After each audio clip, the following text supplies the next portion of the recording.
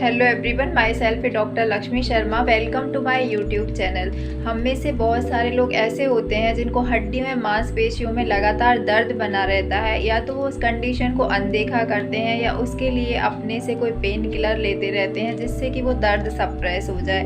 कई बार जब हम डायग्नोज कराते हैं तो पता लगता है कि विटामिन डी की डेफिशिएंसी है।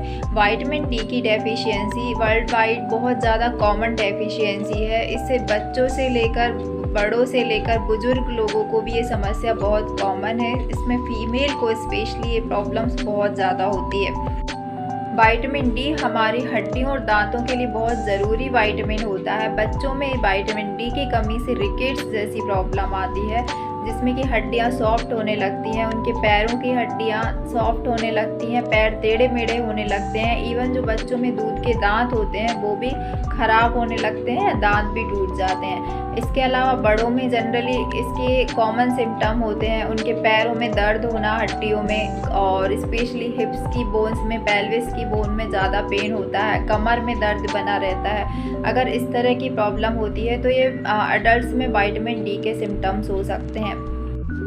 इसके अलावा फीमेल्स में जो विटामिन डी की डेफिशिएंसी है वो पोस्ट डिलीवरी में देखी जाती है, जिसमें घुटनों में दर्द होना, कमर में दर्द और हड्डियों में दर्द अगर बना रहता है तो ये डेफिशिएंसी के कारण हो सकता है। इसके अलावा जो पोस्ट मेनोपॉजल वुमेन्स रहती हैं जिनमें ईस्ट्रोजन की डेफिशिएंसी के कारण विटामिन डी की डेफिशिएंसी बहुत कॉमन होती है, जिसके कारण हड्डियों में ऑस्टियोपोरोसिस यानी हड्डियों में छेद होने की संभावना रहती है और पोस्ट मेनोपॉजल कंडीशन में उनको फ्रैक्चर होने के चांसेस भी बहुत ज़्यादा होते हैं विटामिन डी की डेफिशिएंसी से।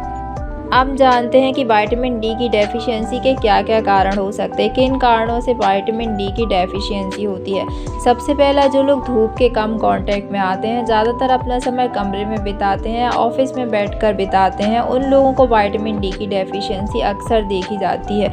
दूसरा, 50 साल की उम्र के बाद हमारे शरीर में बहुत सारे विटामिन्स की कमी होने लगती है क्योंकि इस उम्र में शरीर सूरज की धूप से विटामिन नहीं बना पाता। इस कारण से विटामिन डी की डेफिशिएंसी होती है। तीसरा है, NIH की एक रिपोर्ट के अकॉर्डिंग जिन लोगों का बॉडी मास इंडेक्स ज़्यादा होता है उन्हें भी विटामिन डी की डेफिशिएंसी देखने को मिलती है। जो लोग जंक फूड का या फ्राइड फूड का ज़्यादा इस्तेमाल करते हैं उनके शरीर में ज़्यादा फैट होने के कारण विटामिन डी का एब्जॉर्प्शन प्रॉपर नहीं हो पाता है।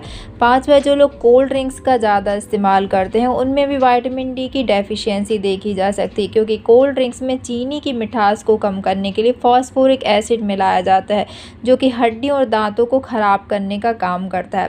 इसके अलावा जो लोग प्रॉपर डाइट नहीं लेते हैं, जैसे कि अपनी डाइट में डेयरी प्रोडक्ट्स, दूध, दही, मक्खन, छाछ, पनीर का इस्तेमाल नहीं करते हैं, उनको भी विटामिन डी की डेफिशिएंसी देखी जा सकती है। इसके अलावा जो लैक्टेटिंग मदर होती हैं उनमें, जो स्तनपान वाली महिलाएं होती हैं उनमें भी विटामिन डी की डेफिशिएंसी देखी जा सकती है। इसके अलावा जो बच्चे 5 साल से कम उम्र की होते हैं उनमें भी उनकी ग्रोइंग फेज के कारण बहुत सारे विटामिन डेफिशिएंट होने लगते हैं, इस कारण उनमें विटामिन डी की डेफिशिएंसी देखी जा सकती है। इसके अलावा जिन लोगों को थायराइड की प्रॉब्लम है, स्पेशली हाइपोथायराइडिज्म की प्रॉब्लम है, उनमें भी विटामिन डी की डेफिशिएंसी बहुत कॉमन होती है क्योंकि उसमें प्रॉपर कैल्शियम का एब्जॉर्प्शन नहीं हो पाता है। अब जानते हैं कि विटामिन डी का हमारे शरीर में क्या रोल होता है, ये हमारे शरीर के लिए क्यों ज़रूरी होता है। ये हम सभी जानते हैं कि दांतों और हड्डियों के लिए हम विटामिन डी बहुत ज़रूरी होता है। इसके अलावा और भी इसकी ज़रूरत शरीर को होती है, जैसे कि मसल हेल्थ को मजबूत बनाने के लिए, इम्यून सिस्टम को बूस्ट करने के लिए, यानी कि इम्यून सिस्टम जब आपका बूस्ट होता है तो आपको बीमारियों से लड़ने की पावर मिलती है। तीसरा है, कैंसर सेल से प्रोटेक्ट करने के लिए भी विटामिन डी की ज़रूरत होती है। चौथा, डिप्रेशन, एंजाइटी को दूर करता है, मूड को एनहांस करने का काम करता है। इसके अलावा विटामिन डी आपके एनर्जी लेवल को भी बूस्ट करता है। इसके अलावा हार्ट हेल्थ को प्रमोट करता है और घाव भरने में भी हेल्प करता है। अब जानते हैं कि विटामिन डी का टेस्ट कब कराना चाहिए और किस समय पर इसका टेस्ट कराना ज़्यादा बेहतर होता है।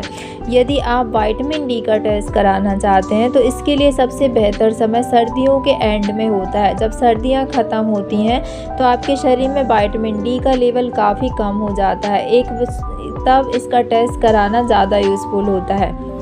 एक सामान्य व्यक्ति के शरीर में विटामिन डी का लेवल 20 mg/ml से लेकर 50 mg/ml होता है, लेकिन अगर इसका लेवल 12 mg/ml से कम हो जाता है तो ये विटामिन डी की डेफिशिएंसी को शो करता है। अब बात करते हैं विटामिन डी के रिच सोर्स के बारे में, यानी किन किन सोर्स से हमको विटामिन डी मिल सकता है। सबसे पहला है सनलाइट। अगर आप सुबह 7 से 9 बजे की धूप में 15 से 20 मिनट रोज़ बिताते हैं तो इससे आप अपनी विटामिन डी की डेली जो रिक्वायरमेंट है उसको पूरा कर सकते हैं। इसके अलावा दूसरा है मशरूम।